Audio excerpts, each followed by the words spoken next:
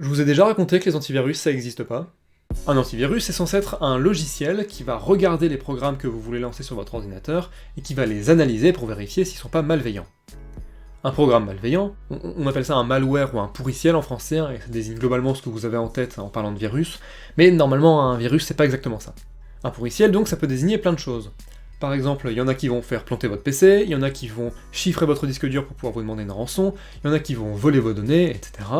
Mais en fait on s'en fiche, puisque quel que soit ce que ça veut dire malveillant, il n'existe pas d'antivirus qui permette de vérifier si un programme est malveillant. Donc là vous allez vous dire « Oh là là, on nous vend des antivirus super chers qui servent à rien, c'est un complot, c'est Big Antivirus depuis le début !» Donc déjà calmez-vous, hein, je vous demande de vous arrêter, et je vais nuancer un peu plus à la fin, donc restez jusqu'au bout. Abonnez-vous, mettez la cloche, commentez, partagez, mettez un pouce vers le haut. J'affirme qu'il n'existe pas de logiciel permettant de dire précisément si un programme est malveillant, et pas seulement qu'il n'en existe pas encore, mais que c'est impossible d'en créer un, et on peut le démontrer mathématiquement, et c'est pas très long donc on va le faire. Par contre, attention, c'est un petit peu subtil. Un programme, c'est une suite d'instructions que doit exécuter l'ordinateur, un peu comme une recette de cuisine. Mangez vos morts. Un antivirus, on voudrait que pour n'importe quel programme, il puisse lire la suite d'instructions qu'il compose, et dire si c'est un pourriciel, s'il est malveillant. Imaginons qu'on ait un antivirus, et on va l'appeler McNortowski Defendast. Et ben, à partir de cet antivirus, on va pouvoir créer un pourriciel fait exprès pour ne pas pouvoir être détecté par McNortowski Defendast. Et on va l'appeler tout gentil pour pas être trop suspect, hein, parce que à être trop suspect, on finit par puer de la bouche. Comme ingrédient, il vous faut le logiciel McNortowski Defendast, une action maléfique, donc ça c'est selon les goûts, hein, il y en a qui aiment bien verrouiller l'ordinateur pour demander une rançon, mais personnellement j'aime bien effacer le disque dur et installer Arch Linux. Et c'est tout, hein, ça suffit pour créer notre pourriciel. Alors, comment on fait ça ? Eh ben, tout gentil va demander à McNortowski Defendast de dire si tout gentil est malveillant. Si tout gentil est repéré, alors il abandonne, il fait plus rien. Mais si tout gentil n'est pas repéré, alors il va exécuter votre action maléfique préférée. Ça veut dire que si McNortowski Defendast dit que tout gentil est malveillant, alors en fait il aura rien fait, donc c'est faux. Et s'il dit que tout gentil n'est pas malveillant, alors il va exécuter son action maléfique, et donc c'est faux.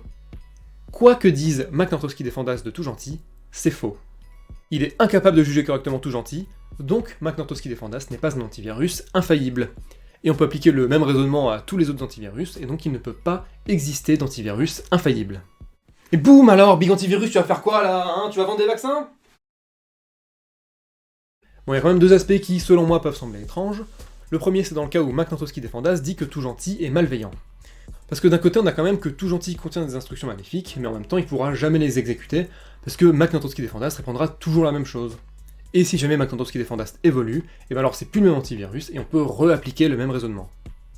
McNortowski Defendast dira toujours que tout gentil est méchant, et de fait, tout gentil sera toujours gentil, et donc c'est faux de dire qu'il est méchant, et même c'est un gros délit de faciès.